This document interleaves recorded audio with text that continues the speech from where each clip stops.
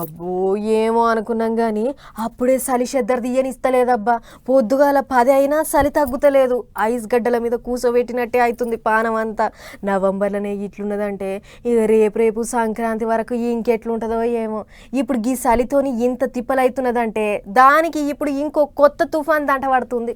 మొన్నటి దానిక మోంతా తుఫాను మొసమారకుండా చేసింది. జలంతా నిమ్మలమైంది అనుకుంటే ఇంకో తుఫాను మోపైంది పబ్లిక్ పానానికి. బంగాళాఖాతంలో అల్పపీడనం లేచి ఆంధ్రాను మెత్తగా దడిపేందుకు తయారైతుందట. ఇది నేనంటున్న మాట కాదుల్లో, కుడుదు మొగులు అధికారులు చెప్పిన ముచ్చటే. ఇంకేముంది, ఓ 4 వద్దుల దానిక వానలు దంచుడే దంచుతాయి అంటున్నారు. అందుట్లో శనివారం నుండి ఇంత ఎక్కువనే పడేటట్టుందట వాన. బంగాళాఖాతానికి పడమటిలోకి తుఫాన్ తయారయ్యి అల్పపీడనం లేచి వాయుగుండం లెక్కన అవుతుందట. ఈదురుగాలు ముసురు కూడా గట్టిగానే ఉంటది.